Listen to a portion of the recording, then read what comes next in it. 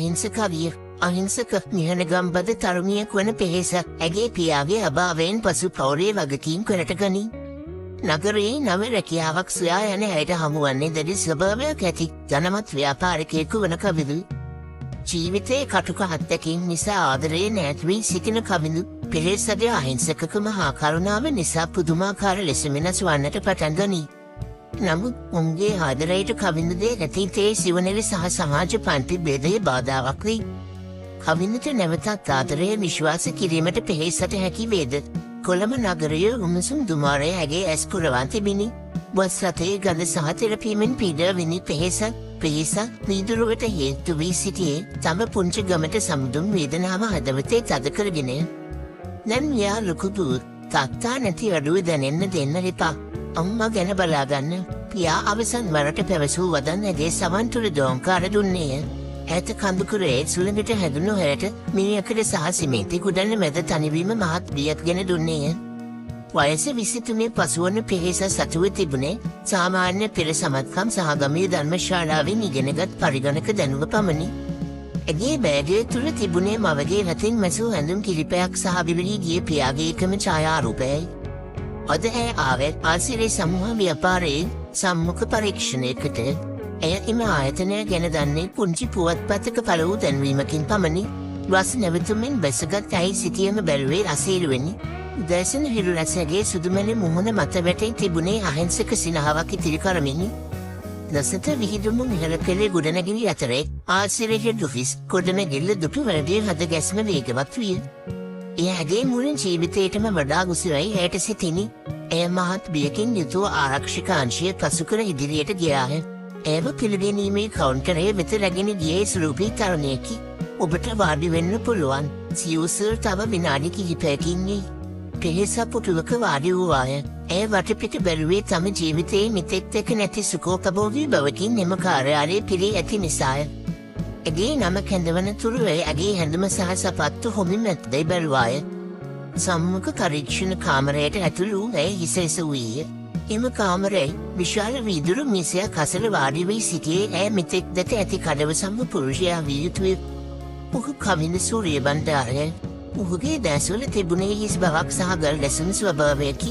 කළු පැහැති කබායෙන් කොට් සැරසී සිටි ඔහු දැඩි ස්වභාවයක් පෙන්නුම් කළේය. කවිඳ ඇය දෙස බැලුවේ කිසිදු හැඟීමකින් තොරව. පෙහෙස දේවින්දි. ඇය වේදන හනින් පිළිතුරු දුන්නාය.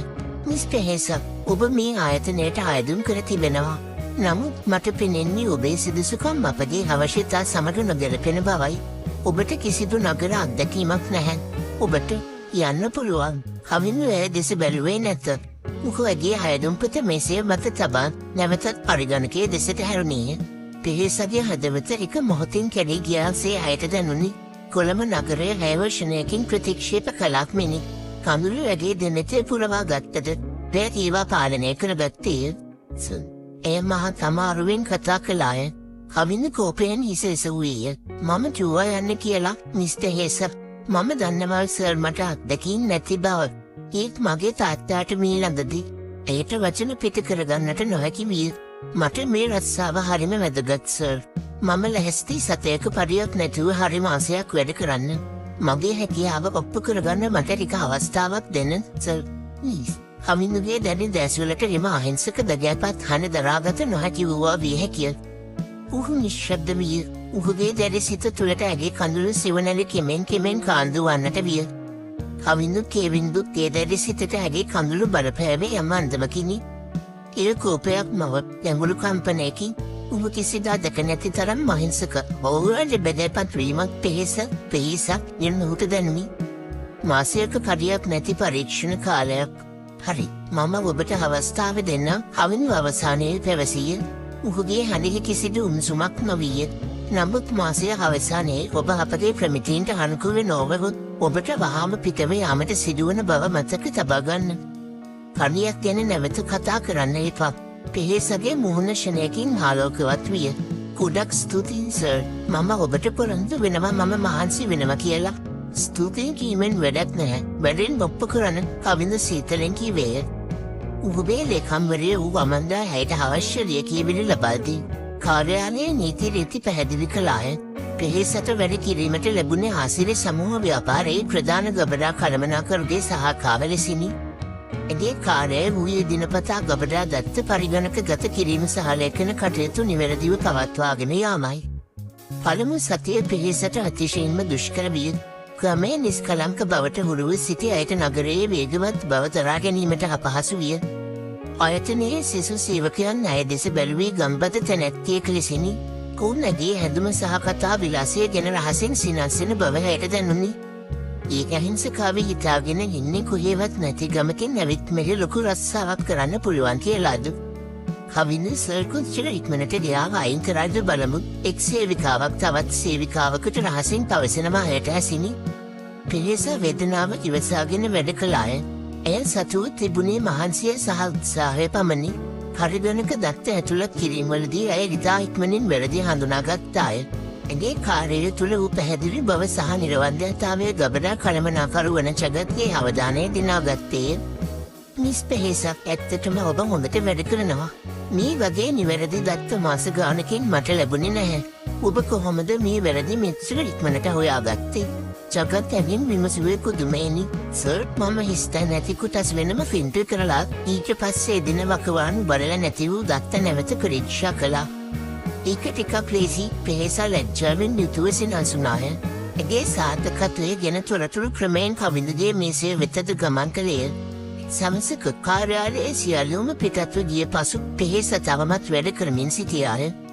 ක්‍රමේ සිටින අම්මා වෙනුවෙන් වැඩිපුර මුදලක් අවශ්‍ය නිසා ඇය අමතර පැය කිහිපයක් සේවය කළාය. මිස් පෙහෙසක් ඔබ තවම ගියේ නැද්ද? කවිඳගේ හනට ඇය ගැස්සී ගියාය. ඇය පුටුවෙන් නැගිට්ටේ ගෞරවයෙනි.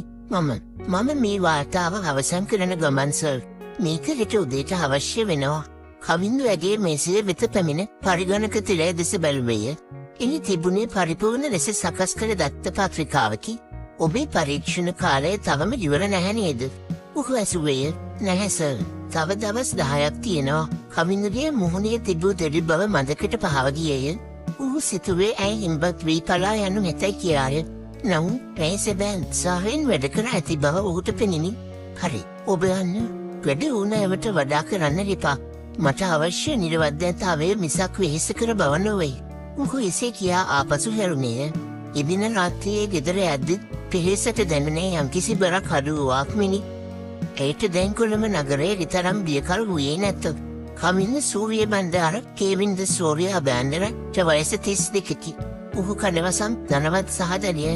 ඔහුගේ දැඩි ස්වභාවය පිටුපස සැඳලින් තිබුණේ බිඳුණු අතීතයකි. ඔහු කිසි දිනක ආදරය විශ්වාස කළේ නැත. ඔහුගේ පියාගේ මරණයෙන් පසු ඔහුගේ පෙම්වතිය ඔහුට මුදල් වෙනුමින් රෝහි වූ නිසා කමිනු කාන්තාවන් සහ ආදරය දුර්වලකම් ලෙස සැලකුවේය. නමුත් පෙහෙසවම මුණගැසුම සියලුම කාන්තාවන්ට වඩා වෙනස් වූවාය. ඇගේ දිනතේ තිබූ අහිංසකකම සහ ඇගේ වැඩ කෙරෙහි වූ කැපවීම කමිනුගේ දැඩි සිත තුළ කුඩා කුතුහලයක් ඇති කළේය. නිනක් කමිනු ආයතනය පුරා සංසරණය වෙමින් සිටියේ අලුතින් යෝජනා කරන ලද ගබඩා පද්ධතියක් ගැන අධීක්ෂණය කිරීමටයි. ඔහු පැමිණියේ ගබඩා අංශය වෙත. ජගත් කල්මනාකරු ඔහුට සැලසුම් පැහැදිලි කරමින් සිටියදී උන් දුටුවේ පෙහෙසට අනතුරක් වීමට ආසන්නව ඇති ආකාරයයි. ගබඩාවේ ඉහළ රාක්කයක තිබූ බරැති පෙට්ටියක් පිස්සා ගොස් කෙලින්ම ඇගේ හිසට වැටෙන්නට විය. මිස් පෙහෙස පරිස්සමින් ජගත් කෑ ගැසුවේය. කිසිවෙකුට ක්‍රියා කිරීමට අවස්ථාවක් ලැබීමට පෙර කමිනු ඉදිරියට දිව ගියේය. ඔහු පෙහෙස අවශ්‍යනයකින් තල්ලු කර ඇයව බිම දමා වටන පෙට්ටියේ නැදේ හිස බේරාගත්තේය. පෙට්ටිය බිම වැටින් තද ශබ්දයක් ඇති විය. පෙහෙසගේ හද ගැස්ම නතර වූවාසේය. ඇය බිම වැතිරී සිටියේ කමිනුගේ ශක්තිමත් ඈත ඇගේ පිටුපසින් තදින් අල්ලාගෙන සිටියදීය. ඔහුගේ ශරීරයේ උණුසුම ඇයට දැනුනි. ඒ මොහොතේම ඇයව ගිලගත් බිය වෙනුවට පුදුමාකාර ආරක්ෂාවක් දැනෙන්නට විය. කමිනු ඉක්මනින්ම ඇයව නිදහස් කළේය. ඔහු නැගිට්ට කිසිවක් සිදුවුයේ නැති ගානටය. කවුද මේක කළේ? මේක මගේ ආරක්ෂක නීතිවලට සම්පූර්ණයෙන්ම පටහැනි. කමිනු කෝපයෙන් බොරවන්නට විය. ඔහුගේ කෝපය කිසිසේත් පෙහෙසට ඔබේ නිසා ඇති වුවක් මවන බව පෙන්වීමට ඔහු අග බලාගත්තේය. සර් මට සමාවෙන්න. මේක හරිම පුදුමයි. ජගත් කීවේය. කමිනුගේ දෙඩි කෝපය දැකීමෙන් සිසු සේවකයන් බියට පත් විය. පෙහෙස වෙල්ලමින් නැගිට්ටාය. සර් මට ස්තුතියි. ඔබ මගේ ජීවිතේ බේරුවා. එය කතා කරන විට ඇගේ හන බිඳී ගියේය. ඇගේ දෙනත කඳුරින් පිරිගියය. කවිනු ඇය දෙස බැලුවේ එකලෙල්ලේය. ගඩට ආවානම් පරිස්සම් මෙන්න ඉගෙන ගන්න මිස් පෙහෙසක්. නැත්නම් ඊළඟ වතාවේ මම මෙතන ඉන්නේ නැති වෙන්න පුළුවන්. උංකු එසේ කීව ගැලුම්කරුවෙකු ලෙස නොව කෝපයට පක්ලොප්තිකු ලෙස.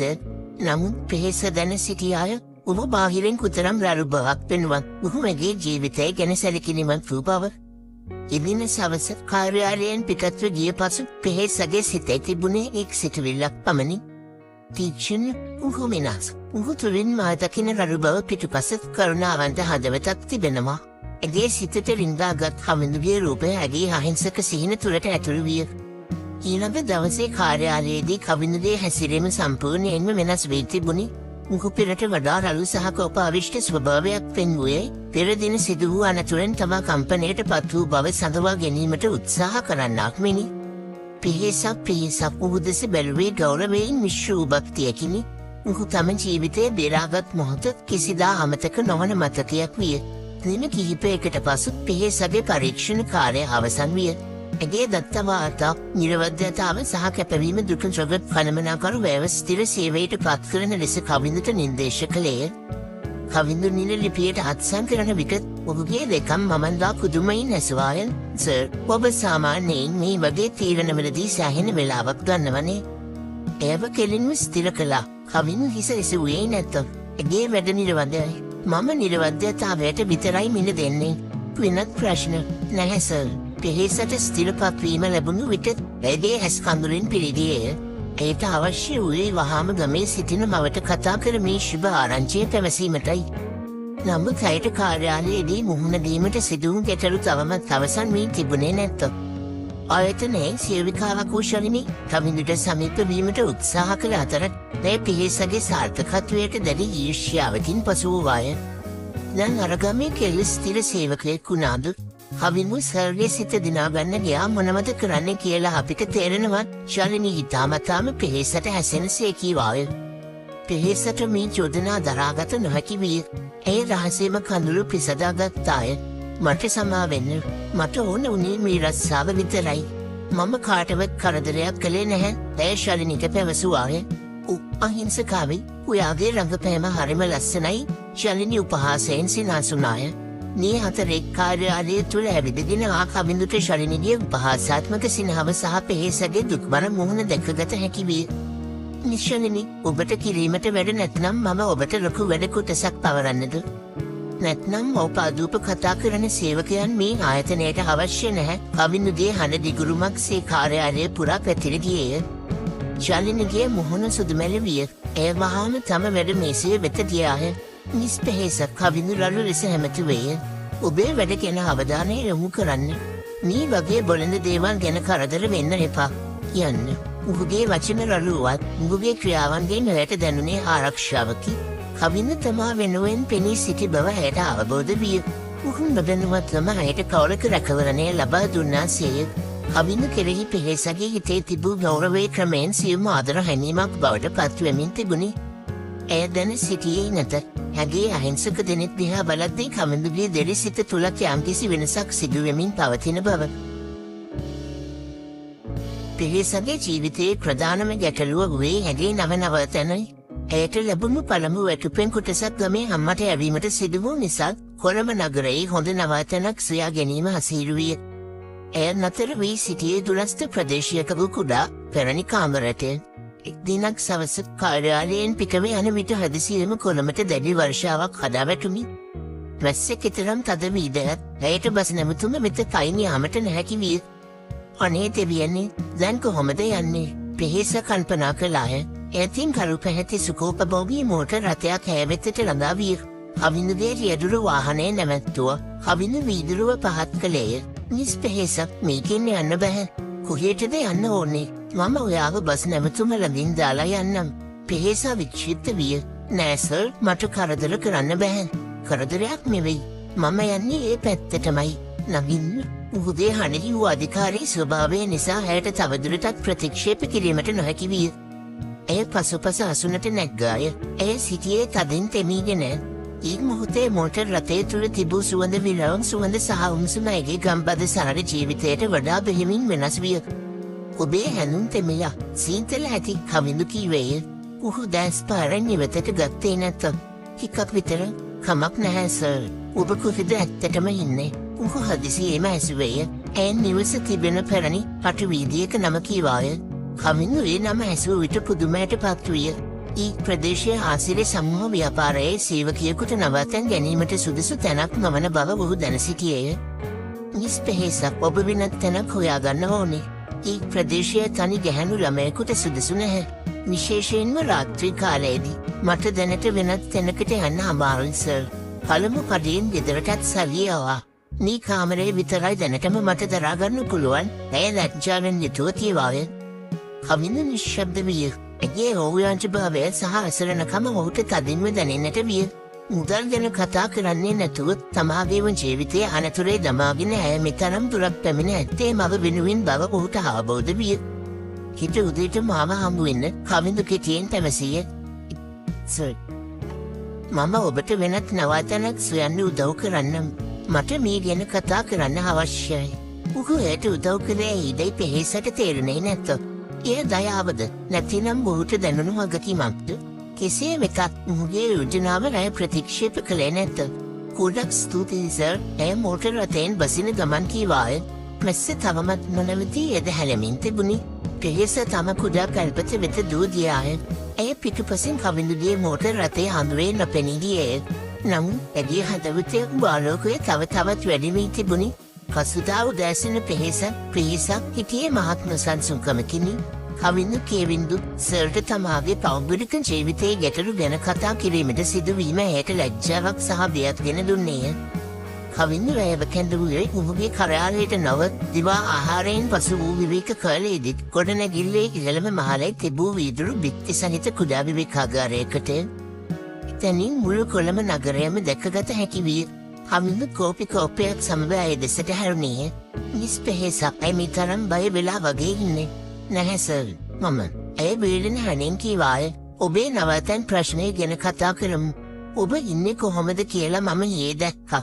ඒක අපේ ආයතනයේ සේවිකාවකට සුදුසු තැනක් නෙවෙයි.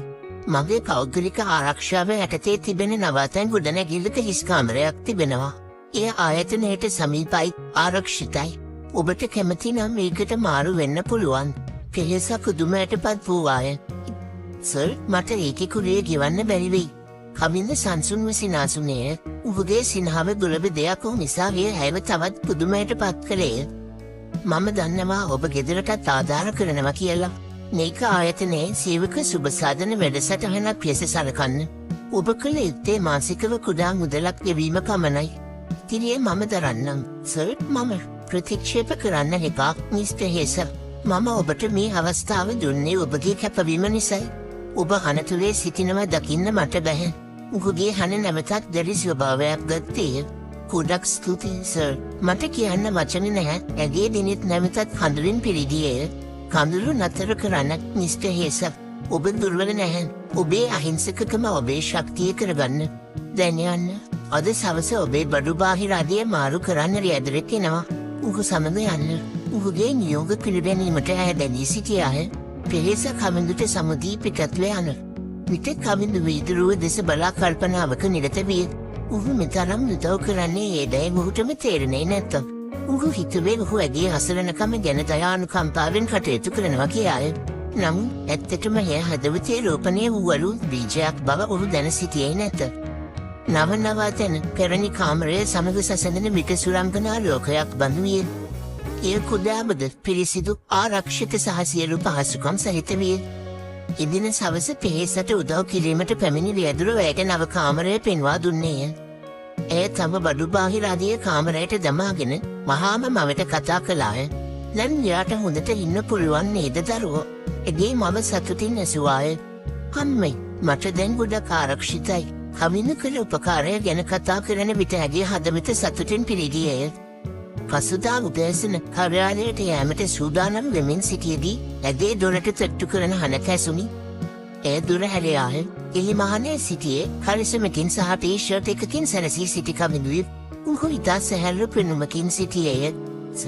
පෙහෙස පුදුමයෙන් කෑගැසුවාය. ඔබේ රියදුර ආවා. ඔබ ප්‍රමාද වෙනවා. මම උදව් කරන්න ආවා. කවිඳු කීවේය.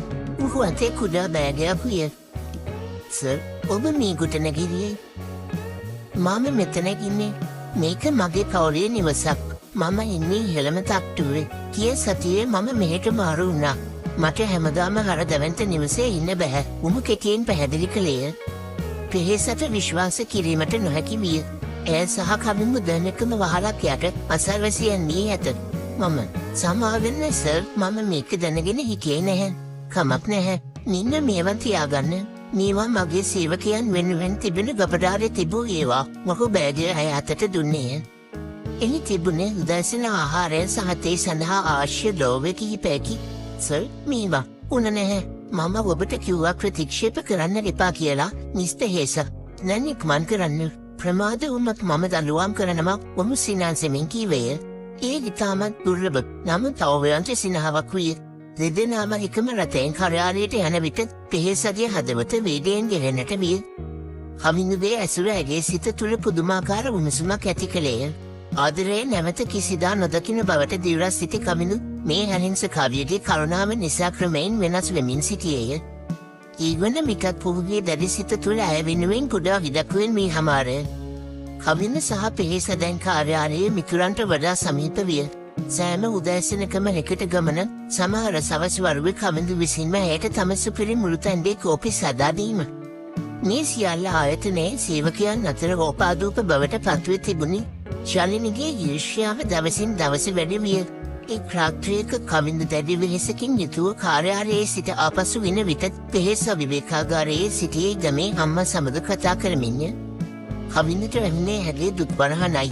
අනේ අම්මේ එල්ලොකු ඔපරේෂන් එකට සල්ලි හොයාගන්න මට තව ටික කාලයක් යයි. බය වෙන්න එපා. මම ඉක්මනටම එවන්නම්. පෙහෙසගේ පියාගේ අභාවයට හේතු වූ හෘද රෝගී තත්ත්වයේ හැගේ මවටත් පුරුමුනේ ඇති බව කවිඳුට තේරුණි. ඇය මුදල් අවශ්‍ය නිසාම මෙතරම් වෙහෙසෙන්නේ මවගේ ජීවිතය වෙනුවෙන් බව ඔහුට වැටහුණි. පසුදා උදෑසන කවිඳු අමුතු හැසිරීමක් පෙන්නුම් කළේය. උහු පෙහෙසාව සිය කාර්යාලයට කැඳවා ගත්තේය. මිස් පෙහෙසක් මට ඔබ සමග පුද්ගලික කාරණයක් ගැන කතා කරන්න ඕනේ. කවිඳු කීවේය. මම දන්නවා ඔබේ අම්මගේ රෝගී තත්ත්වය ගැන. මම අහම්බෙන් ඊයේ රාත්‍රියේ ඇසුවා. පෙහෙසගේ මුහුණේ ලැජ්ජාවත් කම්පනයත් එකවර දිස්විය. මට සමා වෙන්න. මම මේක ඔබට කියන්න හිටියේ නැහැ. කමක් නැහැ. මට මේක ඔබෙන් සැඳවීමට අවශ්‍ය නැහැ. මම මගේ මුදල් වලින් ඔබට උදව් කරන්නම්. ඔපරේෂන් එකට අවශ්‍ය මුදල මම දෙන්නම්. ඒක ණයට නෙවෙයි. මගේ පවුල වෙනුවෙන් කළ යුතු දෙයක්. පෙහෙසගේ ඇස් කඳුලින් පිරී ගියේය. මම දන්නේ නැහැ සර්ට ස්තුති කරන්නේ කොහොමද කියලා. කවිඳු ගැඹුරු හුස්මක් ගත්තේය. ස්තුති කරන්න ඕනේ නැහැ. මම උදව් කරන්නේ මට ආදරය අහිමි වූ කෙනෙක් මුණ ගැසුණු නිසායි. මගේ තාත්තා මේ ගිය පසු මගේ පෙම්වතිය මාව දාලා ගියා. එය මාව හැර ගියේ මට මුදල් නැති බව දැනගත් පසුයි. එදා ඉඳන් මම ආදරයත් කරුණාවත් විශ්වාස කළේ නැහැ. මම හැමෝම දැක්කේ අවස්ථාවාදීන් විදිහටයි. නමුත් ඔබ වෙනස් පෙහෙස. ඔබ ඇත්තටම අහිංසකයි. ඔබට මුදල් අවශ්‍ය වුණත් ඔබ කවදාවත් බොරුවෙන් මගෙන් ඉල්ලුවේ නැහැ. ඔබ මෙහෙසලා වැඩ කළා. මම පළමු වතාවට ආදරය මුදලට වඩා වටිනා බව ඔබෙන් ඉගෙන ගත්තා. කවිඳුගේ ඇස්වල වූ කඳුළු සහ ආම්ක පාපොච්චාරණය පෙහෙසගේ හදවත නිමින් ගියේය. ඇය ඔහුට සමීප වී මෘදුව ඔහුගේ අත හරලා ගත්තාය. ආදරේ ඔබට කවදාවත් අහිමි වෙලා නැහැ. ඔබට වටිනා කෙනෙක් හමු වුණා විතරයි. මට මුදලට වඩා ඔබ ගැන හිතෙනවා. මම දන්නවා ඒක මොකක්ද කියලා. එම මොහොතේ වසර ගණනාවක් තිස්සේ සීතල වී තිබූ කවිඳුගේ හදවත තුළ අහිංසකාරිය විසින් නව උණුසුමක් ඇති කළාය. කවිඳු සහ පෙහෙස අතර ආදරය මන්පල ගැන්වෙන්නට පටන් ගත්තේ. කවිඳු ඇගේ මගේ ශල්‍යකර්මය සඳහා අවශ්‍ය සියලු කටයුතු සූදානම් කළේය. කවිඳු ප්‍රථම වතාවට පෙහෙසාව තම පෞද්ගලික සාදයකට කැඳවාගෙන ගියේය. එහිදී ඔහු ඇයව තම පෙම්වතිය ලෙස හඳුන්වා දුන්නේය. උන් දුටු ශලිනි කෝපයෙන් මුසපත් වූවාය. ඇය මෙම සම්බන්ධයට බාධා කිරීමට තීරණය කළාය. කවිඳු, ඔයා මේ ගම්බද කෙල්ලව ගත්තේ අනුකම්පාවට නේද? එය ඔයාගේ සල්ලිවලට විතරයි ආදරය කරන්නේ. අහිංසක විදියට රඟපානවා. ශාලිනි කවිඳු සහ පෙහෙස සිටි තැනට පැමිණුම් සනින් කීවාය. පෙහෙසගේ මුහුණ සුදුමැලි විය. කවිඳු කෝපයට පත් විය. ශාලිනි, මම ඔබට අනතුරු වඳවනවා. මගේ පෞද්ගලික ජීවිතය ඔබට අදාළ නැහැ. කවින් ඔයාට මතක නැද්ද අර කලින් වර්ල්ඩ් ඇයත් මෙහෙමමයි රඟපෑවේ. මේ ගමේ කෙල්ලට ඔයාගේ සල්ලි නැතුව ඔයාට ආදරය කරන්න පුළුවන්ද? ශලිනී අහංකාර ලෙස සිනාසුනාය. කවින්ද සෙනින් ශලිනීව එතැනින් ඉවත් කිරීමට සූදානම් වූවත් පෙහෙස ඔහු නැවතුවාය. කමක් නැහැ කවින්. ඇය කියන දේට මම පිළිතුරු දෙන්නම්. පෙහෙස ශක්තිමත් හනකින් කීවාය. ඇය දැන් තවදුරටත් හඳුළු සලන අහිංසක කවිය නොවිය. ඇය ශලිනී දෙසට හැරුණාය. ඔබ හරි. මම ගමේ කෙල්ලෙක්. මට සල්ලි තිබුණේ නැහැ. මගේ තාත්තා නැති වුණාම අපේ ගේ ණය වුණා. මට මුදල් අවශ්‍ය වුණේ මගේ අම්මගේ ජීවිතේ බේරගන්නයි. ඒක ආදරේ විකුණලා කරන දෙයක් නෙමෙයි. ඒක දරුවෙක්ගේ වගකීම. මුදල් නැති බව දැනගෙනත් මට ගෞරවයෙන් උදව් කළේ කවින් සර් විතරයි. ඔහු කළේ දයාව. මම ඔහුට ආදරය කළේ ඒ දයාව නිසායි. ඔබ කවින් ගැන දන්නවද? ඔහු කොච්චර සංවේදීද කියලා. ඔබ දැක්කේ ඔහුගේ සල්ලි විතරයි. නමුත් මම දැක්කේ මුදලට අහිමි ආදරයක් නිසා බිනී ගිය ඔහුගේ හදවත. මගේ ආදරය අහිංසකයි. මට කවින්දට දෙන්න සල්ලි නැහැ. දෙන්න තියෙන්නේ මේ හදවත විතරයි. පෙහෙසගේ අවංක කතාව ඇසූ විට සාදයේ සිටි පිරිස නිහඬ විය. කවින්දගේ දැස්වල ප්‍රථම වතාවට අභිමානයක් පිරිගියේය. ඔහු සැනින් පෙහෙසගේ අත අල්ලා ගත්තේය. ඇය මගේ හදවතට විතරයි ආදරය කරන්නේ. කවින්ද දැඩි හඬින් කීවේය. මෙතැන් පටන් ඇය මගේ හදවතේ රැජිනයි. යන්න ශලිනී. මේ ගෞරවයට බාධා කරන්න එපා. ශලිනී ලැජ්ජාවෙන් යුතුව එතැනින් පිටව ගියාය. සමාජ පන්ති බේදය විසින් බුදනගූ පවුල පෙහෙසගේ අවංකභාවය හමුවේ බිඳවැටුනි. මාස කිහිපයක් ගෙවී ගියේය. පෙහෙසගේ මවගේ ශලකුර්මය සාර්ථක විය. ඇය නැවතත් ගමට ගොස් තම මව සමග සති කිහිපයක් සතුටින් ගත කළාය. ආපසු කුලමට පැමිණි පසු ඇයව පුදුමයට පත්කරමින් කමිනු ඇයව නැවතත් පොහොබේ කරයානයට කැඳවීය. මිස් පෙහෙසක් මට ඔබට දෙයක් කියන්න තියෙනවා. කවිනු බැරෑරූ මනකින් කීවේය. ඔබේ මවගේ ශල්‍යකර්මයෙන් පසු මම මේ සමාගමේ සේවක සුබසාධන අංශය ශක්තිමත් කළා. මට අවශ්‍යයි මේ අංශයේ ප්‍රධානියා හැටියට ඔබ පත් කරන්න. ඒ සඳහා ඔබට ඉහළ වැටුපක් සහ සියලු පහසුකම් ලැබෙනවා. ඔබට මේ අංශය පටන් ගන්න මගේ පූර්ණ සහයෝගය ලැබෙනවා. පෙහෙස පුදුමයෙන් මිදී කතා කළාය. මේක මගේ ජීවිතේ ලැබුණු ලොකුම දෙයක්. මම අනිවාර්යයෙන්ම ඒක කරන්නම්. කවින්ද සිනාසුනේය. ඔහු මෙසේ උඩ තිබූ රතු පෙට්ටියක් ගෙන ඇය දෙසට හැරි දැයි ඉදිරිපිට දන ගැසුවේය. පෙහෙස, ඔබ මගේ හදවතට ආලෝකය දුන්නා. ඔබ මාව නැවතත් ආදරය විශ්වාස කළ කෙනෙක් බවට පත් කළා. ඔබ මට මුදලට වඩා වටිනාකමක් තිබෙන බව ඉගැන්වුවා. ඔබ මේ සමාගමේ ප්‍රධානියා විතරක් නෙවෙයි මගේ ජීවිතයේ රැජින විය යුතුයි. ඔබ මේ අහිංසක හදවතේ හිමිකාරය විය යුතුයි. මාව විවාහ කරගන්නවාද? මගේ අහිංසකවිය. පෙහෙසගේ දිනෙත් කඳුරින් පිරෙගියේය. මේ ඇගේ ගම්බද සිහිනයක් යැයි ඇයට සිතිනි. කවින්, මම කැමති. ඇය සතුටින් කවින්දුගේ නැගේ එළුනාය. කවින්දු ඇගේ අහිංසකකම, අවංකකම සහ කරුණාව නිසා සියලු සැකයන් අත්හැර ආදරය නැමැත විශ්වාස කළේය. කුමුගේ ආදරය සමාජ පන්ති බේදයක් හෝ අතීතයේ කටුක මතකයන් ඉක්මවා ගිය සැබෑ බැඳීමක් විය. අහිංසක හදවතේ ජයග්‍රහණයෙන් කවින්දුගේ දැඩි සිතට සදාකාලික සතුටක් ලැබුණි. නින්නේ.